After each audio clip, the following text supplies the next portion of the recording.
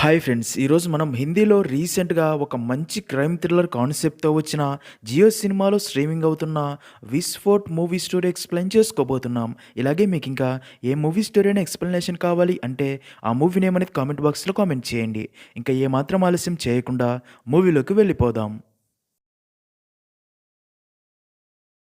Movie start అవ్వగానే ముంబైలోని డోంగ్రీ ప్రాంతంలో ఉండే షోయబ్ అండ్ తన ఫ్రెండ్ మాన్యా అని చూపిస్తారు. వాళ్ళిద్దరూ మాట్లాడుకుంటున్న దాన్ని బట్టి మాన్యా ఇల్లీగల్ పనులు చేస్తూ తక్కువ టైంలో ఎక్కువ డబ్బు సంపాదిస్తూ ఉంటాడు. ఇంకా షోయబ్ ప్రజెంట్ టాక్సీ డ్రైవర్గా పనిచేస్తూ ఉంటాడు. అయితే నిజానికి షోయబ్ బాగా చదువుకొని ఆస్ట్రేలియాకి వెళ్ళి అక్కడే జాబ్ చేస్తూ ఉంటాడు. కానీ 6 నెలల క్రితమే ఇక్కడ తన అమ్మ ఆరోగ్యం బాగోలేదు అని తెలిసి తనని చూసుకోవడానికి ఎవరూ లేకపోవడంతో ఆస్ట్రేలియా నుండి ఇక్కడికి వచ్చి టాక్సీ నడుపుకుంటూ వచ్చిన డబ్బుతో తన అమ్మని జాగ్రత్తగా చూసుకుంటూ ఉంటాడు.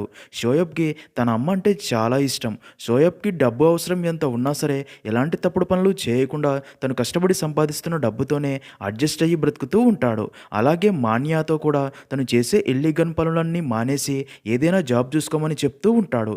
దానికి మాన్యా, "నువ్వు 2 రోజులు కష్టపడి టాక్సీ నడిపితే సంపాదించే డబ్బు నేను ఈ డ్రగ్స్ సప్లై చేసి 2 నిమిషాల్లో సంపాదిస్తాను" అని చెప్తూ ఉంటాడు. అలా ఇద్దరు మాట్లాడుకుంటూ ఉండగా అదే టైంకే అటుగా పోలీస్ జీప్ రావడం చూసిన మాన్యా కొంచెం టెన్షన్ పడుతూ తన దగ్గర ఉన్న జాకెట్ షోయబ్‌కి ఇచ్చి, "ఇది జాగ్రత్తగా నీ దగ్గర పెట్టుకో. రేపు నీ ఇంటికి వచ్చి తీసుకుంటా.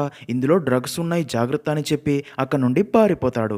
నిజానికి ఇలాంటి ఇల్లీగల్ పనులంటే షోయబ్‌కి అస్సలు ఇష్టం ఉండదు. కానీ మాన్యా కోసం తీసుకుంటాడు. అలా షోయబ్ నైట్ మొత్తం టాక్సీ నడిపి తెల్లవారుజామున ఇంటికి వెళ్ళి అక్కడే ఒక రూమ్‌లో మాన్యా జాకెట్ పెట్టి తన అమ్మ పక్కన పడుకుంటాడు. ఇక్కడే మనకు తెలిసే ఒక విషయం ఏంటంటే షోయబ్ అమ్మకి కొంచెం మైండ్ సరిగ్గా ఉండదు. 16 సంవత్సరాల క్రితం చనిపోయిన తన భర్త ఇంకా బ్రతికి ఉన్నాడు అనుకుంటూ ఉంటుంది. అలాగే అన్ని విషయాలు మర్చిపోతూ ఉంటుంది. ఇంకా షోయబ్‌కి నిద్ర పట్టకపోవడంతో ఉదయాన్నే తన గర్ల్ ఫ్రెండ్ లక్కీ ఉండే రూమ్‌కి వెళ్తాడు. నిజానికి లక్కీ అండ్ షోయబ్ చాలా కాలం నుండి ఇద్దరు ఒకరినొకరు ఇష్టపడుతూ ఉంటారు. అలా ఇద్దరు కలిసి మాట్లాడుకుంటూ ఇంటిమేట్ కూడా అవుతారు.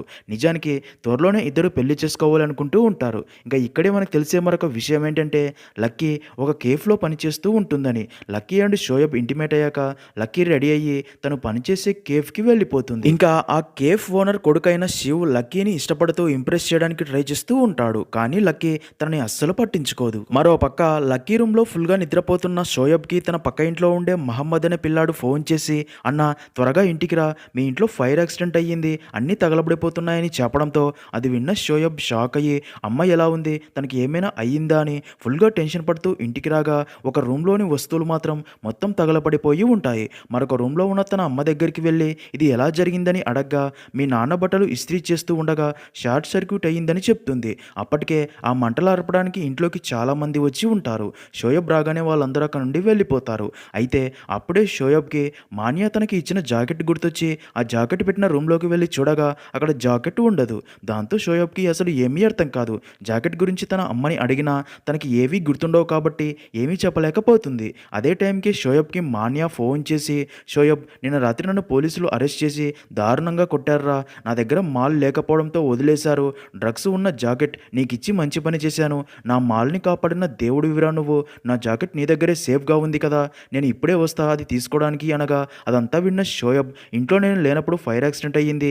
ఇంట్లోకి చాలామంది వచ్చారు. నీ జాకెట్ కోసమే ఇల్లు మొత్తం వెతుకుతున్నా" అంటాడు. అలా ఇల్లు మొత్తం వెతికినా సరే జాకెట్ కనిపించదు. మరోపక్క షోయబ్ చెప్పింది విన్న మాన్యాకి చాలా కోపం వచ్చి తన గ్యాంగ్తో వెంటనే షోయబ్ ఇంటి దగ్గరికి వచ్చి షోయబ్‌ని తన సరుకు ఉన్న జాకెట్ ఎక్కడా అని అడగ్గా షోయబ్ జరిగిందే మళ్ళీ చెప్తాడు. అది విన్న మాన్యాకి చాలా కోపం వచ్చి, "రేయ్, నాతో తమాషాలు చేస్తున్నావా? నాకు నా డ్రగ్స్ పెట్టిన జాకెట్ కావాలి" అనగా దానికి షోయబ్, "ఇంట్లో మంటలు అంటుకున్నప్పుడు మంటలు ఆర్పడానికి వచ్చిన వారిలో ఎవరో ఒకరే ఆ జాకెట్ తీసుకెళ్ళి ఉంటారు" అని చెప్పినా సరే మాన్యా వినకుండా, "నాకు నా సరుకు కావాలి, నేను మధ్యాహ్నం మళ్ళీ వస్తా, అప్పట్లోగా డ్రగ్స్ ఉన్న జాకెట్ ఎవరి దగ్గర ఉన్నా సరే కనిపెట్టి తీసుకొచ్చి నాకు ఇవ్వాలి, లేదంటే నిన్ను నీ అమ్మని చంపేస్తా" అని వార్నింగ్ ఇచ్చి వెళ్ళిపోతాడు. ఇంకా బాగా ఆలోచించిన షోయబ్ నేరుగా లక్కీ పనిచేసే కెఫేకి వెళ్ళి లక్కీని కలిసి జరిగిందంతా చెప్తాడు. అలాగే ఆ జాకెట్ గనక దొరక్కపోతే ఆ మాన్యా మా అమ్మని నన్ను చంపేస్తా అని వార్నింగ్ కూడా ఇచ్చాడు.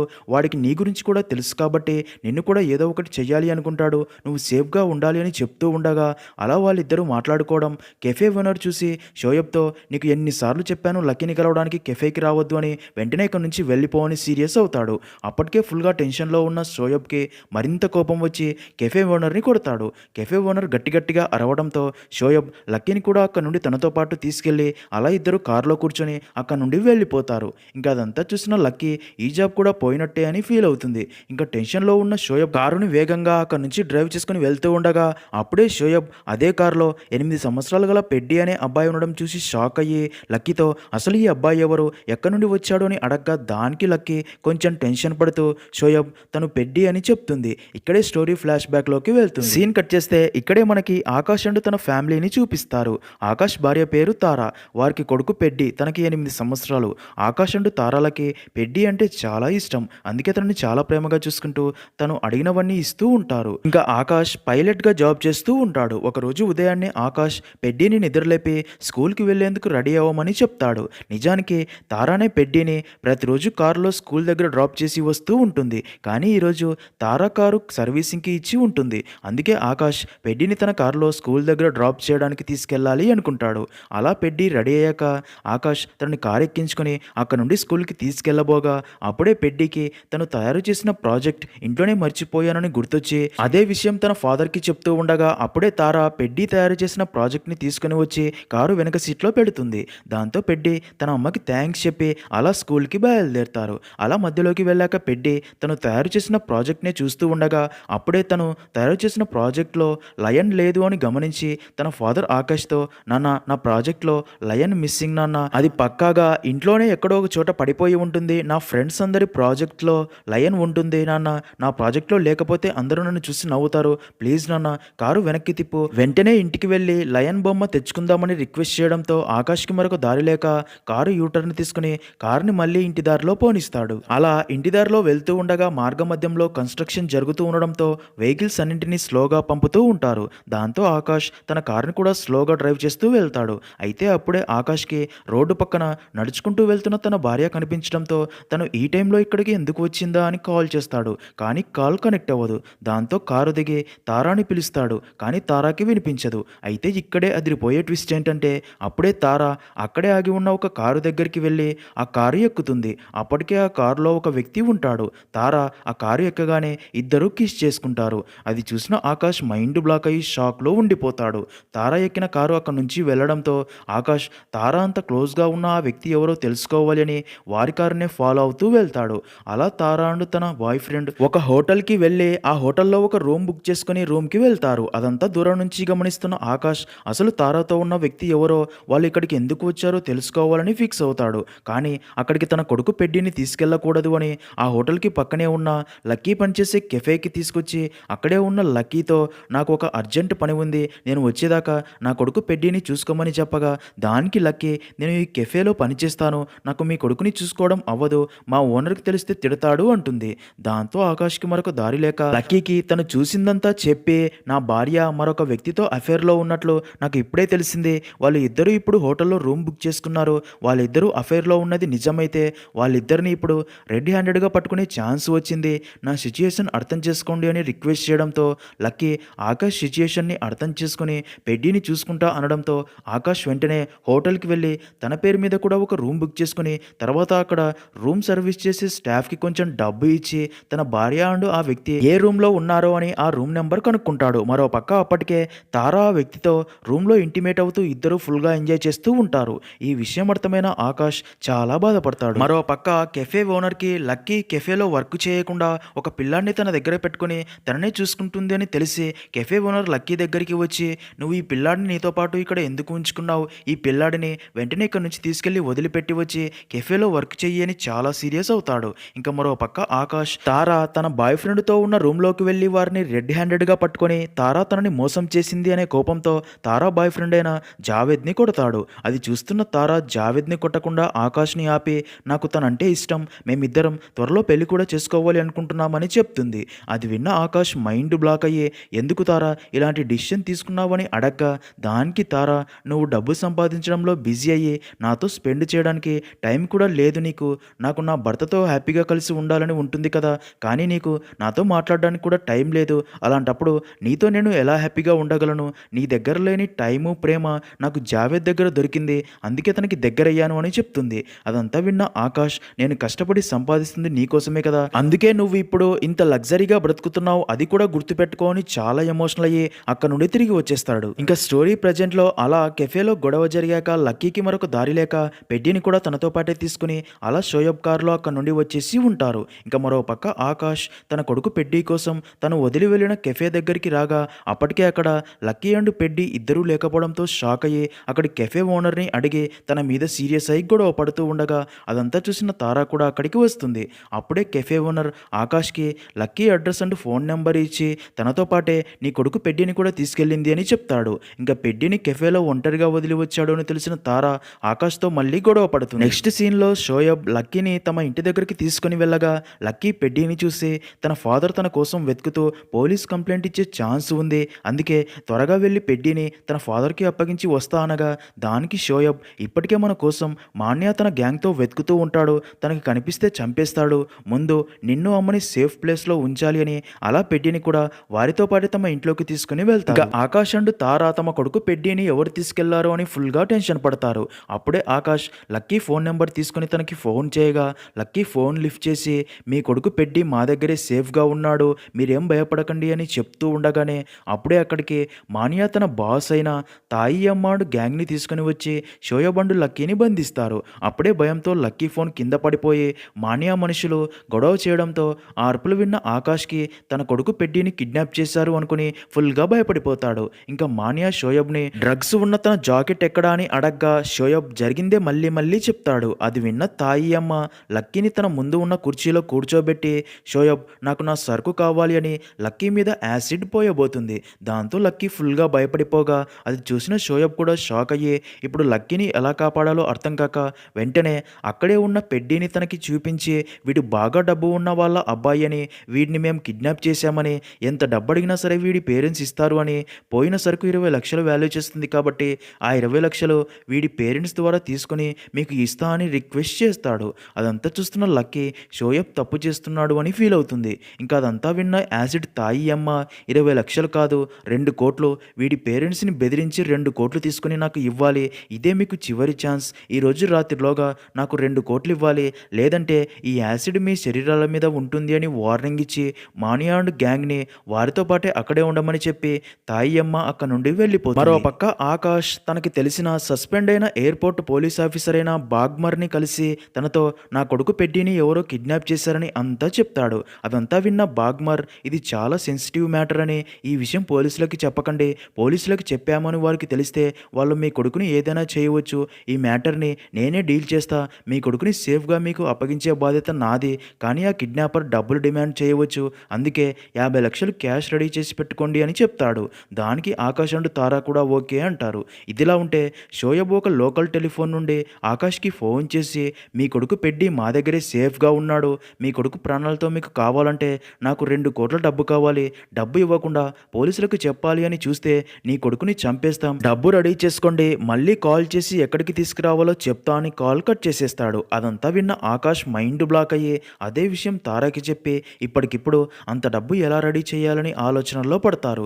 వారి దగ్గర ఉన్న మొత్తం డబ్బు చెక్ చేయగా 50 నుండి 60 లక్షలు మాత్రమే ఉంటుంది. ఇంకా బాగ్మర్ తనకి తెలిసిన ఫెర్నాండెజ్ అనే పోలీస్ ఆఫీసర్ని కలిసి మాట్లాడతాడు. ఇక్కడే మనకు తెలిసే ఒక విషయం ఏంటంటే నిజానికి బాగ్మర్ అండ్ ఫెర్నాండెజ్ ఇలా కొన్ని క్రైమ్ కేసులు ఇల్లీగల్గా సాల్వ్ చేస్తూ వారి నుండి డబ్బు సంపాదిస్తూ ఉంటారు అని.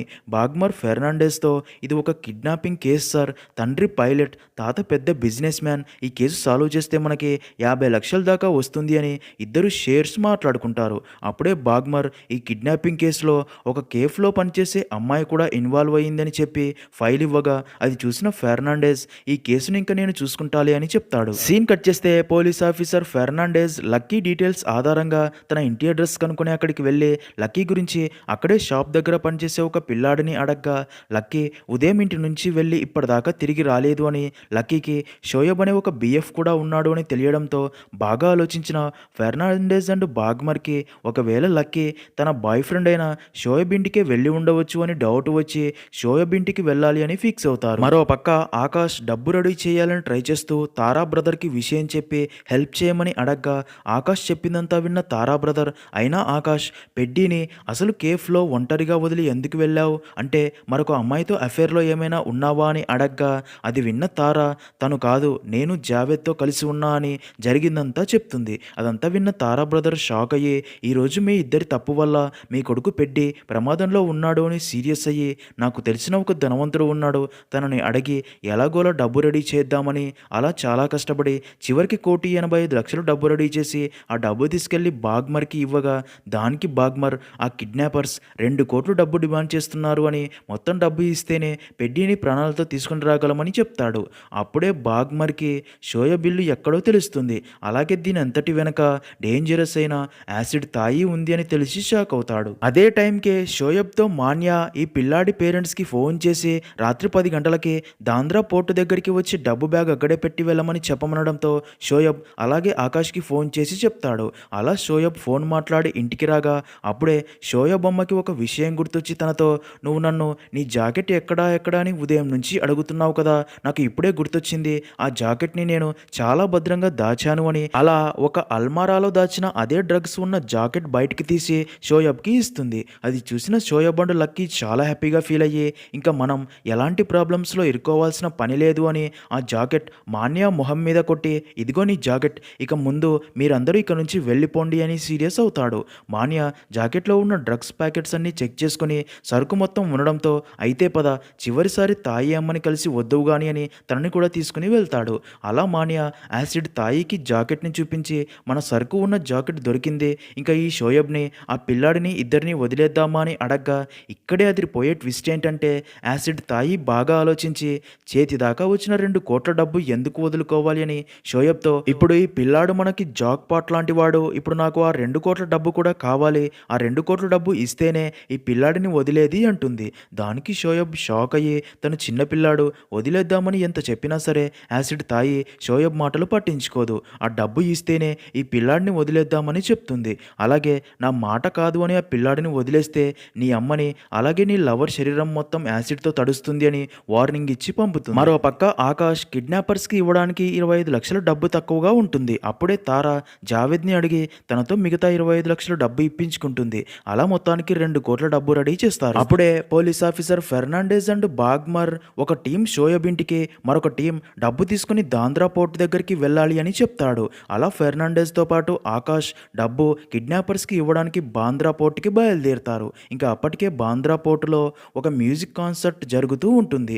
ఇంకా మాన్యా అండ్ షోయబ్ కూడా డబ్బు తీసుకోవడానికి అక్కడికి వస్తారు. అలా కాసేపటికే ఫెర్నాండెజ్ అండ్ ఆకాష్ బాంద్రా పోర్టుకి చేరుకోగా అప్పుడే షోయబ్ ఆకాష్కి ఫోన్ చేసి, పోర్టులోకి నువ్వు ఒక్కడివే ఒంటరిగా నడుచుకుంటూరా, నేను చెప్పిన చోట డబ్బు బ్యాగ్ పెట్టు అని చెప్తాడు. మరో పక్క షోయబ్ ఇంట్లో మతి స్థిమితం సరిగ్గా లేని షోయబ్ అమ్మ పెడ్డీని చూసి తన చిన్ననాటి కొడుకు షోయబ్ అనుకుని అక్కడే ఉన్న మాన్యా మనిషి అయిన ఆల్తాఫ్తో, నేను నా కొడుకుని షాపింగ్కి తీసుకెళ్ళాలి అని, అక్కడ నుండి బయటికి తీసుకెళ్ళాలి అని చూడగా ఆల్తాఫ్ తనని ఆపుతాడు. అయితే ఎంత చెప్పినా సరే షోయబ్ అమ్మ తన మాట వినకపోవడంతో ఆల్తాఫ్ షోయబ్ అమ్మని గట్టిగా వెనక్కి తోయడంతో షోయబ్ అమ్మ కాలు జారి కింద పడి తలకి బలమైన గాయమై స్పాట్లోనే చనిపోతుంది. అది చూసిన లక్కీ అండ్ మిగతా అందరూ షాక్ అవుతారు.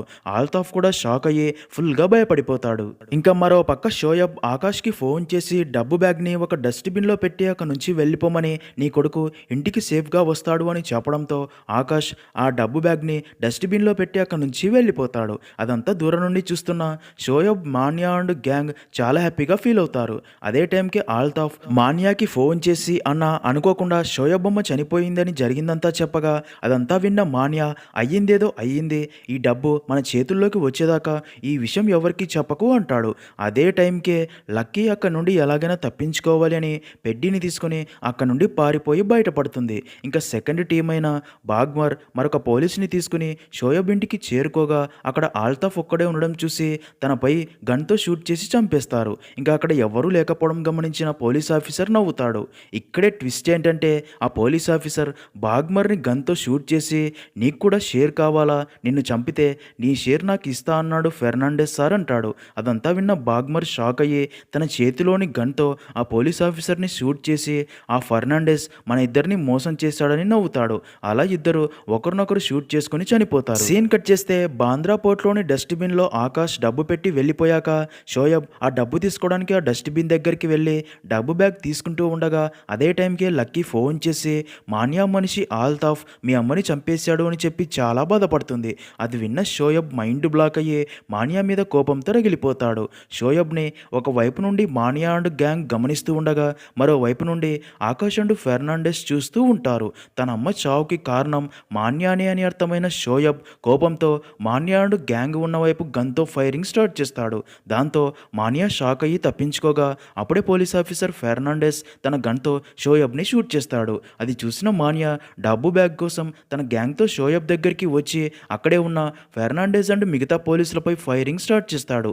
ఇదే ప్రాసెస్లోనే షోయబ్ తన గన్తో మాన్యాని షూట్ చేసి చంపేస్తాడు. ఇంకా అప్పుడే ఫెర్నాండెస్ షోయబ్ని మళ్ళీ షూట్ చేసి తన దగ్గరికి వచ్చి తన పై ఆఫీసర్కి కాల్ చేసి ఆ 2 కోట్ల డబ్బు తానే దక్కించుకోవాలి అని ప్లాన్ ప్రకారం యాసిడ్ తాయి మనుషులందరూ చనిపోయారని, అలాగే ఇదే ప్రాసెస్లోనే ఆకాష్ అండ్ కిడ్నాప్ అయిన తన కొడుకు పెడ్డీ కూడా చనిపోయారని చెప్తాడు. ఇంకా అదంతా అక్కడే ఉన్న ఆకాష్ విని డబ్బు కోసమే ఫెర్నాండెస్ తమని చంపాలని ప్లాన్ వేశాడని అర్థమయ్యి పెడ్డీని ఆల్రెడీ చంపేశాడేమో అనుకుని తన గన్తో తనని షూట్ చేసి చంపేస్తాడు. ఇంకా చావు బతుకుల్లో ఉన్న షోయబ్ని కూడా చంపాలి అనుకోగా అప్పుడే షోయబ్ ఆకాష్తో నీ కొడుకు పెడ్డీ లక్కీ దగ్గర సేఫ్గా ఉన్నాడు అని చెప్పడంతో అది విన్న ఆకాష్ పెడ్డీ బ్రతికి ఉన్నాడు అని తెలిసి హ్యాపీగా ఫీల్ అవుతాడు.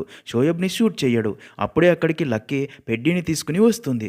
ఆకాష్ అండ్ తారా పెడ్డీని చూసి చాలా హ్యాపీగా ఫీల్ అవుతారు. ఇంకా లక్కీ చావు బతుకుల్లో ఉన్న షోయబ్ని హాస్పిటల్కి తీసుకెళ్లి ట్రీట్మెంట్ ఇప్పిస్తుంది. దాంతో షోయబ్ బ్రతుకుతాడు. దాంతో లక్కీ కూడా చాలా హ్యాపీగా ఫీల్ అవుతుంది. సీన్ కట్ చేస్తే అలా కొన్ని రోజులు గడిచిపోతాయి. ఆకాష్ తన భార్య తారాతో డైవర్స్ తీసుకుంటాడు. ఎందుకంటే తారా జావేద్ని ఇష్టపడి పెళ్లి చేసుకోవాలి అనుకుంటుంది కాబట్టి. అలాగే పెడ్డీని కూడా తారా దగ్గరే ఉంచి ప్రతి సాటర్డే అండ్ సండే తనని చూడడానికి వస్తా అని పెడ్డీకి కూడా ప్రామిస్ చేసి అక్కడ నుండి ఒక ట్యాక్సీలో బయలుదేరతాడు. ఇంకా టాక్సీ డ్రైవర్ ఎవరో కాదు, షోయబే. అంటే షోయబ్ మళ్ళీ ట్యాక్సీ డ్రైవర్గా బ్రతుకుతూ ఉంటాడు. And Akash and Shoaib friends కూడా అయి ఉంటారు. అలా అక్కడితో మూవీ అనేది ఎండ్ అవుతుంది.